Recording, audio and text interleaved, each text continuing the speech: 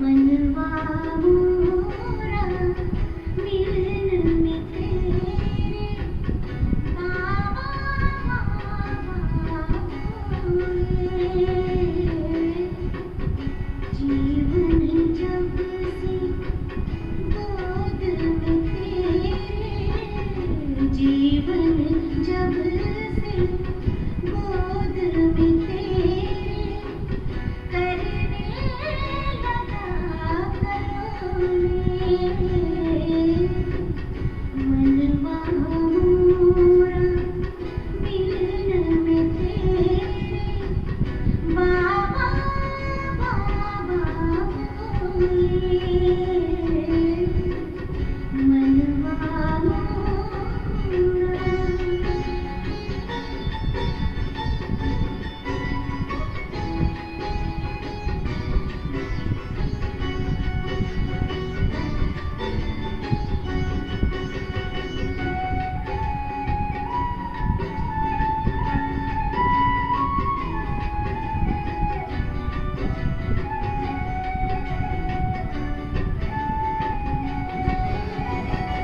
एक नजर में दिल ने तुमको बाबा अपना मान लिया। मेरे जीवन मेरे साथी तुमको है पहचान लिया। तुमको है पहचान लिया। इन आँखों में सांझ ढले और इन आँखों में सांझ ढले और सुबह आँखें खोले। मनवा मोरा मिलन में तेरे बाबा बोले। मनवा मोरा।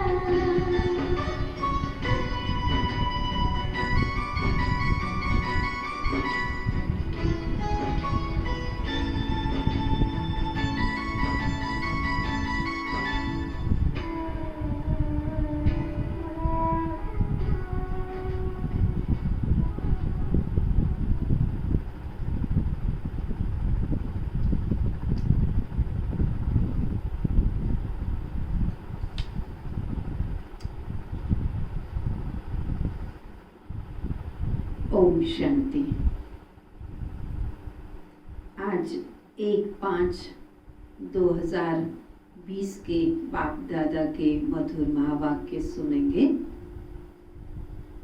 बाबा बच्चों को ये बता रहे हैं, जितना इस रूहानी पढ़ाई को हम ध्यान से पढ़ेंगे, सुप्रीम टीचर के प्रति रिगार्ड रखते हुए पढ़ेंगे, तो इतनी शक्ति आएगी कि अंग अंग शीतल हो जाएगा, स्वभाव भी शीतल बन जाएगा, कर्मेंद्रियां भी शीतल बन जाएंगी।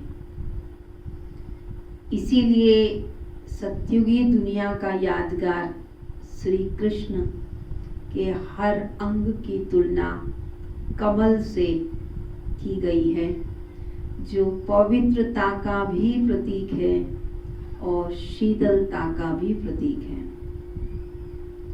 तो बाबा कहते, बच्चे तो मुझे याद करो, और याद अच्छी पक्की तब होगी जब पिछले दिन का चार्ट बहुत अच्छा होगा। यदि कोई भूल गलती हो जाए तो बाबा से क्षमा मांगे, बाबा को अपना पूरा पोता मिल दे, बाबा से कुछ भी छिपाए नहीं, बाबा से सच्चे साफ रहें, और बाबा ने जो हमें सेवा दी है उसी सेवा में अपने आप को बिजी रखें। बाबा का जो कार्य सो बच्चों का कार्य, बच्चे ही बाप को प्रत्यक्ष करने के निमित्त बनते हैं। तो इसलिए ईश्वरीय पढ़ाई का भी ध्यान रखना है और ईश्वर को भी सदा याद करते रहना है। जितना याद पढ़ाई पर अटेंशन रहेगा उतना हर कदम में सफलता का अनुभव होगा, खुशी बढ़ती जाएगी और जीवन में उतने खजानों की प्राप्ति का अनुभव होगा जो ये महसूस होगा कि जो कुछ भी हमने पाना था सो अभी संगम युग पर ही पा लिया है, अब कुछ पाना शेष रहा ही नहीं। ऐसे आत्मा हर प्राप्ति में भरपूर संपन्न हो जाएगी। तो सुनेंगे बाप दादा के महावाक्यों को। मीठे बच्चे, अनेक देहधारियों से प्रीत निकाल, एक विदेही बाप को याद करो तो तुम्हारे सब अंग शीतल हो जाएंगे। विदेही बाप को याद करने से ही सब अंग शीतल हो जाएंगे। प्रश्न है, जो दैवी कुल की आत्माएं हैं उनकी निशानी क्या होगी? सभी सोच ले। दैवी कुल की आत्माओं की निशानी प्रत्यक्ष में क्या दिखाई देगी? दैवी कुल वाली आत्माओं को इस पुरानी दुनिया से सहज ही वैराग्य होगा। दूसरी बात, दूसरी निशानी, उनकी बुद्धि बेहद में होगी। शिवालय में चलने के लिए वो पावन पुल बनने का पुरुषार्थ करेंगे। तीसरी बात, कोई आसुरी चलन नहीं चलेंगे। चौथी निशानी, अपना पोता में रखेंगे कि कोई आसुरी कर्म तो नहीं हुआ। चेक करेंगे, बाप को सच सुनाएंगे, कुछ भी छिपाएंगे नहीं। ऐसी बहुत सी निशानियां देवी कुल की आत्माओं की प्रत्यक्ष में दिखाई देगी। गीत है, न वे हमसे जुदा होंगे, न उल्फत दिल से निकलेगी। ओम शांति। अभी यह है बेहद की बातें। हद की बातें सब निकल जाती। दुनिया में तो अनेकों को याद किया जाता, अनेक देहधारियों के साथ प्रीत होती है। विदेही एक ही है जिनको परम पिता परमात्मा शिव कहा जाता है। तुम्हें अब उनके साथ ही बुद्धि का योग जोड़ना है। एक ही विदेही के साथ बुद्धि योग जोड़ना है। कोई देहधारी को याद नहीं करना है। ब्राह्मण आदि खिलाना, ये सब हुई कलयुग की रस्म रिवाज। वहाँ की रस्म रिवाज और यहाँ की रस्म रिवाज बिल्कुल अलग है। यहाँ कोई भी देहधारी को याद नहीं करना है। जब तक वह अवस्था आए तब तक पुरुषार्थ करते रहना है। जब तक ये अवस्था आ जाए कि केवल एक बाबा में ही बुद्धि लग जाए, तब तक याद करने का पुरुषार्थ करते रहना है। बाप कहते जितना हो सके पुरानी दुनिया के जो भी होकर गए हैं या जो हैं, चाहे कोई शरीर छोड़कर जा चुके हैं या कोई वर्तमान में हैं, उन सबको भूल जाना है। सारा दिन बुद्धि में यही चले, किसको क्या समझाना है। सबको बताना है कि आकर वर्ल्ड के पास्ट, प्रेजेंट, फ्यूचर को समझो, जिसको कोई भी नहीं जानते। पास्ट अर्थात जो हो गया, प्रेजेंट अब क्या है। शुरू हुई सतयुग से वार्ता, तो सतयुग से लेकर अभी तक, और फ्यूचर क्या होना है। दुनिया इन बातों को बिल्कुल भी नहीं जानती। तुम बच्चे जानते हो, इसलिए चित्र आदि भी बनाते हो। यह है बड़ा बेहद का नाटक। वह झूठे हद के नाटक तो बहुत बनाते हैं, बहुत प्रकार की स्टोरीज लिखते हैं, नाटक बनाते हैं। स्टोरी बनाने वाले अलग होते, नाटक की सीनरी बनाने वाले दूसरे होते। ये सारा राज अभी तुम्हारी बुद्धि में है। अभी जो कुछ देखते हो वह नहीं रहेगा। ध्यान से सुने, क्या कहा बाबा ने। अभी जो कुछ इन आंखों से देख रहे हो, ये कुछ भी नहीं रहेगा, विनाश हो जाएगा।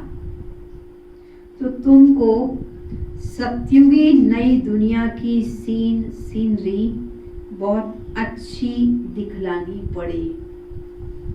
जैसे अजमेर में सोनी द्वारिका है, तो उनमें से भी सीनरियां लेकर नई दुनिया अलग बनाकर फिर दिखाओ। इस पुरानी दुनिया को तो आग लगनी है, इसका भी नक्शा तो है ना। और ये नई दुनिया इमर्ज हो रही है। पुरानी दुनिया जो देख रहे हैं उसको आग लगनी है, खत्म होनी है। नई दुनिया बुद्धि में, आंखों में होनी चाहिए, उसका ही नक्शा भी बनाना चाहिए। ऐसे ऐसे ख्याल कर अच्छी रीति चित्र भी बनाने चाहिए। यह तो तुम समझते हो। इस समय मनुष्यों की बिल्कुल ही है जैसे पत्थर बुद्धि। कितना तुम समझाते हो, फिर भी बुद्धि में बैठता नहीं है। जैसे नाटक वाले सुंदर सीनरियां बनाते हैं, ऐसे कोई से मदद ले, स्वर्ग की सीनरी बहुत अच्छी बनानी चाहिए। अभी तो बहुत अच्छे स्वर्ग के चित्र बन गए हैं, बहुत अच्छी बुक भी बनी है, जिसमें पूरा ही सतयुग का विस्तार से वर्णन किया गया है। हर चीज स्पष्ट बताई गई है। वो लोग आइडिया अच्छी देंगे, युक्ति बताएंगे, उनको समझाकर ऐसा अच्छा बनाना चाहिए जो मनुष्य आकर समझें।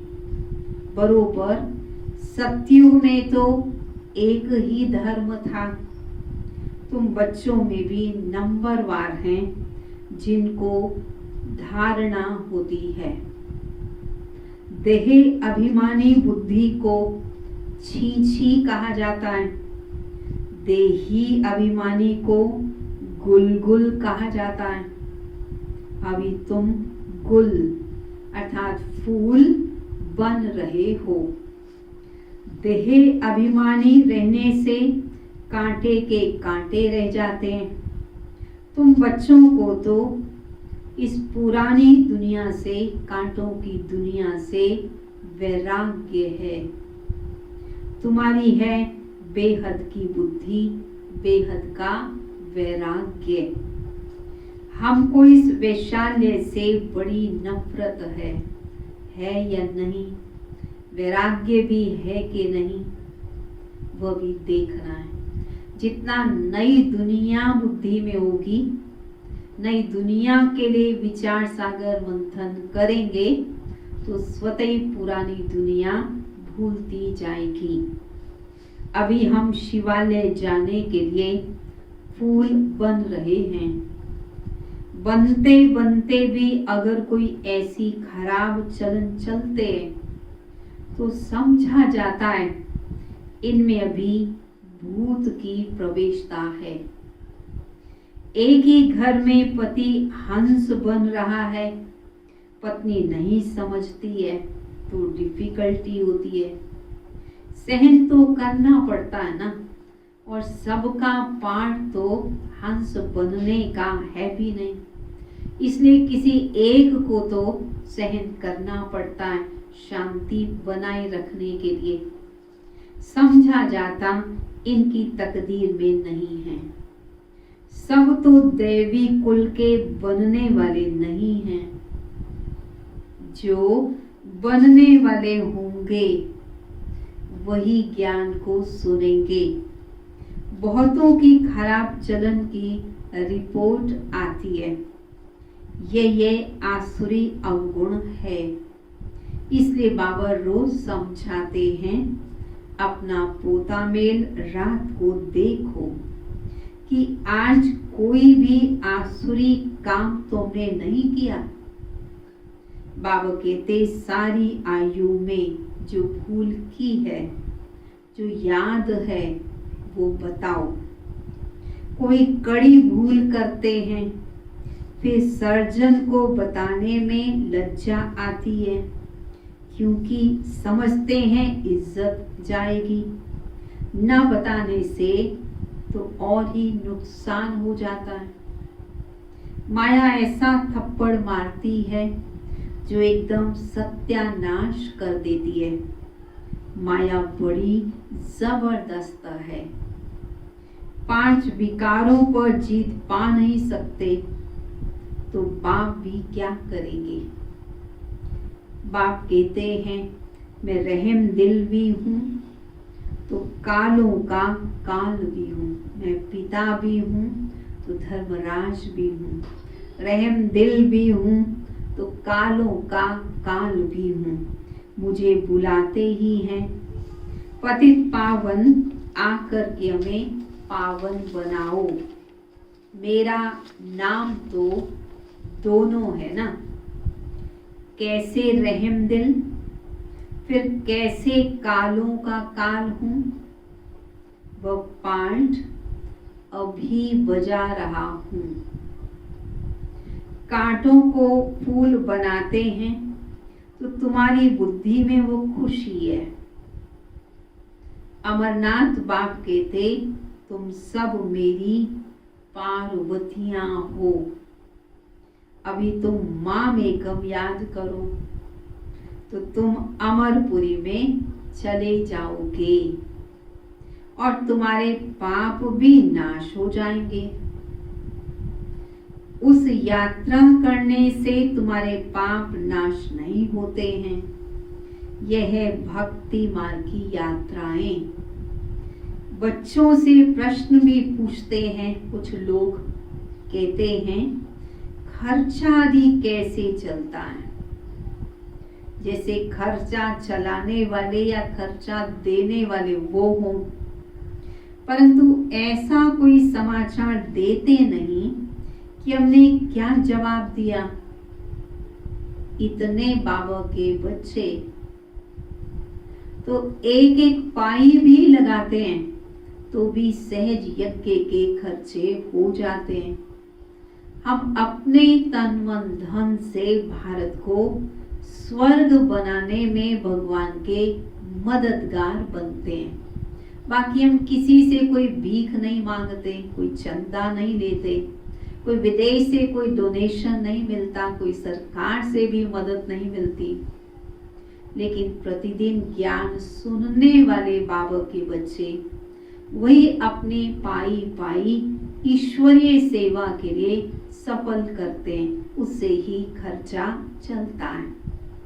इतने सब बच्चे ब्रह्मा की औलाद ब्राह्मण हैं तो हम ही अपने लिए खर्चा करेंगे ना। राजाई भी श्रीमत पर हम स्थापन कर रहे हैं अपने लिए।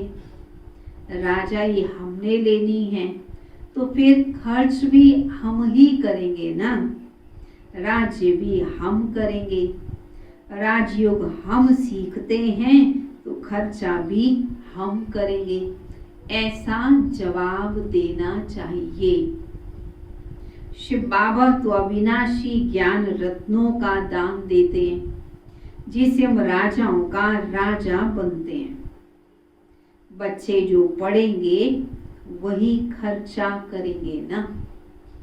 समझाना चाहिए, हम अपना खर्चा करते हैं, हम कोई भीख या डोनेशन नहीं लेते हैं। ऐसा नहीं कि किसी व्यक्तियों के पास, दुकानदारों के पास जाके कोई डोनेशन लेते हैं। ऐसा सिस्टम ब्रह्मा कुमारी संस्था में नहीं है। बच्चे सिर्फ लिख देते हैं कि ये पूछते हैं, परंतु बाबा ने कहा था जो जो सारे दिन में सर्विस करते हो वो शाम को पोता मेल बताना चाहिए। क्या उन्होंने पूछा और क्या उन्होंने जवाब दिया वो भी बताना चाहिए बाबा को। उसकी भी पीठ होनी चाहिए। बाकी आते तो ढेर हैं, वह सब प्रजा बनती है। ऊंच पद प्राप्त करने वाले बहुत थोड़े हैं। राजाएं थोड़े होते हैं, साहूकार भी थोड़े बनते हैं, बाकी प्रजा तो बहुत बनती है। यहाँ भी ऐसे हैं। तो दैवी दुनिया में भी प्रजा तो बहुत होगी ना, राजा रानी तो कम ही होंगे। इसलिए देवी देवताओं के मंदिर पूरी गली में, पूरे मोहल्ले में कोई एक ही मंदिर होगा, बाकी प्रजा तो ढेर होगी। तो जो देवी देवताओं के मंदिर हैं माना वही राजा बनेंगे। तो राजा तो कम ही होते हैं ना। राजाई स्थापन होती है, उसमें नंबरवार सब चाहिए।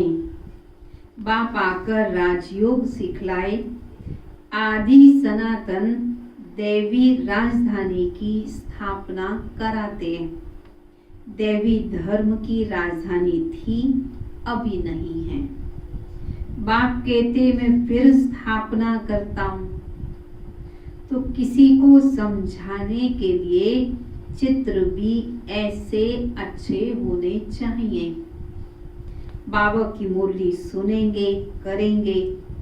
दिन प्रतिदिन करेक्शन तो होती रहती है। तुम अपनी अवस्था को भी देखते रहो, कितना करेक्ट होती जाती, कितनी अवस्था में सुधार आता जाता है। बाप आकर गंदगी से निकालते हैं। जितना जो बहुतों को निकालने की सर्विस करेंगे उतना ऊंच पद पाएंगे। तुम बच्चों को तो एकदम शीरखंड होकर रहना चाहिए। तुम बच्चों को तो हमेशा आपस में प्यार से मिलजुल करके रहना चाहिए, शीरखंड होकर रहना चाहिए। सत्युग से भी यहाँ बाप तुमको ऊंच बनाते हैं। बाप ईश्वर पढ़ाते हैं तो उनको अपनी पढ़ाई का जलवा दिखाना है। भगवान पढ़ाते हैं तो हम जो पढ़ाई पढ़ रहे हैं प्रैक्टिकल धारणा कर जलवा दिखाना चाहिए। तब तो बाप भी कुर्बान जाएंगे ना। दिल में आना चाहिए बस अभी तुम भारत को स्वर्ग बनाने का धंधा ही करेंगे। ये नौकरी आदि करना वह तो करते ही रहेंगे, पर मुख्य है भारत को स्वर्ग बनाने का धंधा करना। पहले अपनी उन्नति का तो ख्याल करें। है तो बहुत सहज, मनुष्य सब कुछ कर सकते हैं। ग्रस्त व्यवहार में रहते राजाई पद पाना है, इसलिए रोज अपना पोता मेल निकालो, रोज अपना रजिस्टर रखो। सारे दिन का फायदा और नुकसान देखो, कितना फायदा हुआ या नुकसान तो नहीं हो गया। पोता मेल नहीं निकालते तो सुधरना बड़ा मुश्किल है। बाप का कहना मानते ही नहीं है। रोज देखना चाहिए कि किसी को हमने दुख तो नहीं दिया। पद बहुत ऊंचा है, अथाह कमाई है, तो मेहनत भी तो करनी पड़े ना, नहीं तो बहुत रोना पड़ेगा। रेस होती है ना, कोई तो लाखों रुपए कमा लेते हैं और कोई तो कंगाल के कंगाल ही रह जाते हैं। पुरुषार्थ पर ही तो मदार है ना। अभी तुम्हारी है ईश्वरीय रेस। इसमें कोई दौड़ी आगे लगाते हैं, कोई पीछे। तो ये दौड़ी लगाने की बात है याद की। सिर्फ बुद्धि से प्यारे बाबा को याद करना है, यही रेस है। कुछ भी भूल हो तो झट सुनाना चाहिए, बाबा हमसे ये भूल हुई, कर्मेंद्रियों से ये गलती हो गई। बाप कहते हैं रॉन्ग राइट तो सोचने की बुद्धि मिली ही है, तो अब रॉन्ग काम नहीं करना है। जब बाबा ने दिव्य बुद्धि दे दी, ये पता भी लग गया ये कार्य गलत है, 5 विकारों के वशीभूत कोई भी कर्म करते वो रॉन्ग है, और देही अभिमानी बनकर जो कर्म करते, याद के द्वारा जो कर्म करते, श्रीमत के आधार से करते, वो सही है। तो फिर रॉन्ग काम को नहीं करना चाहिए, तौबा तौबा करना चाहिए, क्षमा मांगनी चाहिए, क्योंकि बाप अब यहाँ बैठे हैं सुनने के लिए। जो भी बुरा काम हो जाए तो फौरन बताओ या लिखो, बाबा ये बुरा काम हुआ। ऐसा बाबा को सुनाएंगे सच्चाई से, रियलाइजेशन से, तो तुम्हारा आधा माफ हो जाएगा। ऐसे नहीं कि मैं कोई कृपा करूंगा। क्षमा व कृपा तो होती नहीं। क्यों? जो भी कर्म कर लिया उस कर्म का फल तो जरूर भोगना ही पड़े।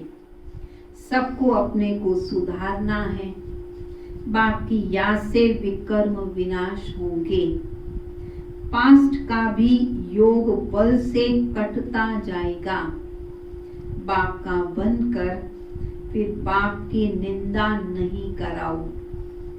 सतगुरु का निंदक ठौर न पाए, उसे ठिकाना मिल नहीं सकता। ठौर तुमको मिलती है बहुत ऊंची। दूसरे गुरुओं के पास कोई राजाई की ठौर नहीं है, यह तुम्हारी एम ऑब्जेक्ट है। भक्ति मार्ग में तो कोई एम ऑब्जेक्ट नहीं होती, अगर होती भी है तो अल्पकाल के लिए। का 21 जन्मों का सुख और कहा पाई पैसे का थोड़ा सा सुख, जो भक्ति में अल्पकाल के लिए मनोकामना पूरी हो जाती है, उसी में सुख महसूस कर लेते हैं। ऐसे नहीं कोई धन से सुख मिलता है। धन है परंतु रोग भी हैं, तो सुख कहाँ? धन है परंतु संबंधी साथ नहीं रहते, साथ नहीं देते, तो भी सुख नहीं। तो केवल धन से ही सुख नहीं होता, दुख भी कितना होता है। अगर धन से गंदी आदतों के शिकार बन गए तो वही धन का दुरुपयोग दुख भी बहुत देता है। अच्छा समझो, किसी ने हॉस्पिटल बनाई, फ्री सेवा की, या कुछ सेवा भले धन लेकर की और कुछ सेवा चैरिटेबल की, तो दूसरे जन्म में रोग कम होंगे। जिसने ये फ्री सेवा की उसके बदले में जो रिटर्न मिलेगा रोग कम होंगे। ऐसे तो नहीं कि वो पढ़ाई जास्ती पढ़ सकेगा, नहीं। धन भी जास्ती मिलेगा, नहीं, ऐसा भी जरूरी नहीं। उसके लिए तो फिर सब कुछ करो। धन ज्यादा चाहिए तो धन दान करो। वैसे ही बाबा कह रहे हैं, अगर पढ़ाई अच्छी चाहिए तो किसी गरीब बच्चे की पढ़ाई कराने में मदद करो तो पढ़ाई अच्छी होगी। अगर हेल्थ से संबंधित किसी सहयोग किसी को दिया तो रोग कम होंगे। हर चीज का हिसाब है ना। उसके लिए तो भी सब कुछ करना पड़े। कोई धर्मशाला बनाते तो दूसरे जन्म में महल मिलेगा, ऐसे नहीं तंदुरुस्त रहेंगे, नहीं। तो बाप कितनी बातें समझाते हैं। और सबसे अच्छा, जब शिव बाबा के कार्य में लगाते तो हमें तन मन धन संबंध सब कुछ 21 जन्मों के लिए सर्वश्रेष्ठ मिल जाता है। कोई तो अच्छी रीति समझकर समझाते हैं, कोई तो समझते ही नहीं है। तो रोज पोता मेल निकालो, आज क्या पाप हो गया, किस बात में फेल हो गए। बाप राय देंगे, ऐसा काम फिर कभी मत करना। तुम जानते हो हम तो अब स्वर्ग में जाते हैं। बच्चों का खुशी का पारा चढ़ा रहना चाहिए। बाबा को कितनी खुशी है। ब्रह्मा बाबा कहते, मैं बूढ़ा हूँ, ये शरीर छोड़कर जाकर हम प्रिंस बनने वाला हूँ। तो बाबा को बहुत खुशी होती थी। बाबा श्री कृष्ण के चित्र को देखते थे, एकदम नशे में आ जाते थे। बाबा कहते थे, आज मैं बूढ़ा हूँ, कल मैं विष्णु ऐसा छोटा कृष्ण बन जाऊंगा। वैसे ही बाबा कहते, तुम भी पढ़ते हो तो खुशी का पारा चढ़ना चाहिए ना, कि हम ऐसे देवी देवता बनते हैं। परंतु बाप को याद तो करना है ना। बाप कितना सहज समझाते हैं। वह अंग्रेजी आदि पढ़ने में कितना माथा खराब होता है, बहुत डिफिकल्टीज भी आती हैं। यहाँ तो बहुत पढ़ाई सहज है। इस रूहानी पढ़ाई से तुम शीतल बन जाते हो। इसमें तो सिर्फ बाप को याद करते रहो तो एकदम शीतल अंग हो जाएंगे। शरीर तो तुम्हारा है ना। शिव बाबा के पास तो शरीर नहीं है, अंग हैं श्री कृष्ण के। उनके अंग तो शीतल हैं ही, इसलिए उन्हें सब याद करते हैं, प्यार करते हैं। अब उनका संग कैसे हो, श्री कृष्ण का संग कैसे हो, वो तो सतयुगी दुनिया में। उसके भी ऐसे शीतल अंग किसने बनाए, ये भी तुम अभी समझते हो। तो अब तुम बच्चों को भी इतनी धारणा करनी चाहिए। लड़ना झगड़ना बिल्कुल भी नहीं है। सच बोलना है। झूठ बोलने से सत्यानाश हो जाती है। बाप तुम बच्चों को ऑलराउंड सब बातें समझाते हैं। चित्र भी अच्छे अच्छे बनाओ जो फिर सबके पास जाएं। अच्छी चीज देखकर कहेंगे, चलो चल करके देखते हैं। समझाने वाला भी बड़ा होशियार चाहिए। चित्र भी बहुत अच्छे हों और गाइड भी बहुत अच्छे हों, समझदार हों, होशियार हों। सर्विस करना भी सीखना है। अच्छी ब्राह्मणियां भी चाहिए जो आप समान बनाएं। जो आप समान मैनेजर बनाती हैं उन्हें अच्छी ब्राह्मणी कहेंगे। वह पद भी ऊंच पाएंगी। बेबी बुद्धि भी ना हो, नहीं तो कोई उठा करके ले जाएंगे। ऐसी ब्राह्मणी भी ना हो बेसमझ बेबी बुद्धि जो कोई उठा करके ले जाए। रावण संप्रदाय है ना, ऐसी ब्राह्मणी तैयार करो जो पीछे सेंटर भी संभाल सके। अच्छा, मीठे मीठे सिकिलदे बच्चों प्रति माता पिता बाप दादा का याद प्यार और गुड मॉर्निंग। रूहानी बाप की रूहानी बच्चों को नमस्ते। रूहानी बच्चों की रूहानी बाप दादा को नमस्ते नमस्ते नमस्ते। धारणा के लिए मुख्य सार। बाप को अपनी पढ़ाई का जलवा दिखलाना है। भारत को स्वर्ग बनाने के धंधे में लग जाना है। पहले अपनी उन्नति का ख्याल करना है। शीर खंड होकर के रहना है। पहले अपनी धारणा, अपना योग, फिर सेवा। सेवा स्वतः ही होगी। दूसरी बात, कोई भूल हो तो बाप से क्षमा लेकर स्वयं ही स्वयं को सुधारना है। बाप कृपा नहीं करते, बाप की याद से विकर्म काटने हैं। निंदा कराने वाला कोई भी कर्म नहीं करना है। वरदान। अपनी पावरफुल स्टेज द्वारा सर्व की शुभकामनाओं को पूर्ण करने वाले महादानी भव।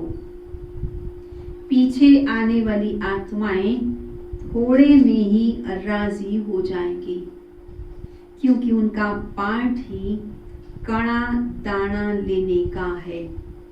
तो ऐसी आत्माओं को उनकी भावना का फल प्राप्त हो, कोई भी वंचित न रहे, इसके लिए अभी से अपने में सर्व शक्तियां जमा करो। जब आप अपनी संपूर्ण पावरफुल महादानी स्टेज पर स्थित होंगे तो किसी भी आत्मा को अपने सहयोग से महादान देने के कर्तव्य के आधार से शुभ भावना का स्विच ऑन करते ही नजर से निहाल कर देंगे। ज्यों ही शुभ भावना का स्विच ऑन हुआ, त्यों ही दूसरे नजर से निहाल हो जाएंगे। स्लोगन।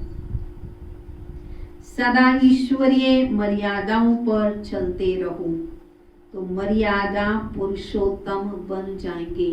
ईश्वरीय मर्यादाओं पर चलने वाले ही मर्यादा पुरुषोत्तम बन जाएंगे। अच्छा, ओम शांति। आज की कला है जिसको हम कहते हैं leadership quality, the art of leadership, जिसको हिंदी में कहा जाता है नेतृत्व की कला। प्राय देखने में ये आता है कि जैसे अन्य लोग चलते हैं, दूसरे भी उनको फॉलो करते हैं, उनके पीछे पीछे चलते हैं। जैसे एक भेड़ आगे चलती है, अन्य भेड़ें उसके पीछे पीछे चलती हैं। वो अपने घर जा रही हैं या चरागाह के पीछे जा रही हैं या रेगिस्तान की दिशा में जा रही हैं। वो कुछ भी नहीं सोचती, केवल लकीर के फकीर बनकर आगे वाली भेड़ के पीछे पीछे चलते जाते हैं। ऐसे ही समाज में भी कुछ लोग ऐसे ही होते हैं जो केवल दूसरों को देख चलते रहते हैं। वह जैसे करते हैं, जैसे सोचते हैं, उनका कर्म करने का जैसा तरीका होता है, उसी तरीके से वो भी फॉलो करते हैं। अपनी बुद्धि को नहीं चलाते, कोई नए तरीके नहीं सोचते। परंतु एक अच्छा नेता वह होता है जो क्रिएटिव हो, रचनात्मक हो, हर चीज को एक नए तरीके से सोचे, नए दौर को सोचे, कम खर्च में अच्छी गुणवत्ता को दिखा सके, नए अंदाज से दिखा सके, सौंदर्य में निखार को ला सके। ऐसे नए नए तरीकों से कार्य को करे, उसे कहते हैं कला। शिव बाबा बच्चों को ये सिखाते हैं। यूं आप सभी ज्ञान में चल रहे हैं, परंतु बाबा ने सभी को दिव्य बुद्धि का वरदान दिया है। अपनी उस दिव्य बुद्धि से हम सोचें कि हम किस प्रकार से आगे बढ़ सकते हैं, दूसरों को भी अपने साथ कैसे ले सकते हैं। यदि किसी देश, किसी समाज या किसी संस्था की गिरावट होती है तो उसके पीछे कारण यह होता है जो उसका कमांडर, उसका नेता, उसका जो भी सीनियर होता है वह सुस्त होता है या वह कुशल नहीं होता या नए तरीके से किसी चीज को नहीं सोचता, तब उनकी हार हो जाती है। बड़े बड़े युद्ध में हार इसी कारण से होती है। परंतु जब कोई नेता नए तरीके की बात सोचने लगता है, चाहे वह खाली हाथ हो, उसके साथ एक भी व्यक्ति भले उसका साथी ना भी हो, परंतु उसके हौसले बुलंद हों, उसके अंदर अपने लक्ष्य के प्रति दृढ़ता हो और वो एक झंडा हाथ में ले ले, उसका झंडा इतना ऊंचा लक्ष्य की ओर और उसका नारा इतना बुलंद कि आकाश तक आवाज जाए। ऐसी हिम्मत वाला नेता, ऐसी हिम्मत वाली टीचर, ऐसे हिम्मत वाला कमांडर हारी हुई बाजी को भी जीत लेता है। और तब उस जीत को देखते हुए, उसके शक्तिशाली व्यक्तित्व को देखते हुए अनेकों लोग, हजारों लोग उनके पीछे काफिला बन जाता है। राष्ट्रपिता महात्मा गांधी, जिनके अंदर देश को आजाद कराने का एक दृढ़ लक्ष्य था, चाहे उनका शरीर इतना दुबला पतला था, परंतु लक्ष्य में दृढ़ता थी, जीवन में हिम्मत थी, सच्चाई थी, चतुराई भी थी, परंतु बेईमानी नहीं थी। जहां होशियारी हो, ईमानदारी हो, हिम्मत हो, दृढ़ता हो, तो निश्चित रूप से हजारों लाखों लोग आपके सहयोगी बन जाते हैं। तो अच्छा लीडर जो न केवल खुद को लीड करे, परंतु अपने साथ अनेकों को लेकर चल सके, उसके अंदर परखने की शक्ति हो कि इस व्यक्ति में कौन सी कला है, या फलाना जो व्यक्ति है वह विश्वास करने के लायक है या नहीं, धोखा देने वाला तो नहीं है, उसके पास कितनी क्षमता है, कितना वो कार्य कर सकेगा, ये सब परखने की शक्ति हो। और परख करके जिसके अंदर जितनी क्षमता हो, जैसी योग्यता हो, उसके प्रमाण उसे स्नेह सहयोग देकर अपने ग्रुप में शामिल कर सके, अपने साथ ले सके, तो ऐसे व्यक्ति को एक अच्छा लीडर कहते हैं। एक बहुत अच्छी कला है, खुद भी आगे बढ़ना और सबको साथ लेकर के चलना। जब हम ऐसा करते हैं तब हम पूरे विश्व के मालिक बन सकते हैं। राजा राज्य किस पर करेगा? प्रजा भी चाहिए, और प्रजा में नंबरवार हर प्रकार के, हर क्वालिटी वाले चाहिए। तो यहाँ पर भले नंबरवार हैं, परंतु सभी को बाबा के कार्य में सहयोगी बनाकर उन्हें परमात्मा के प्रति निश्चय को बढ़ाना है। स्वयं का निश्चय, स्वयं का बाबा के प्रति प्यार, स्वयं की लगन हर दिन बढ़ानी है और दूसरों को भी साथ लेकर के चलना है। तो ऐसी कला को हम धारण करेंगे तो निश्चित रूप से हम अच्छे कुशल राजा, कुशल प्रशासक बन सकेंगे। ओम शांति। चलेंगे सभी बाबा की याद में।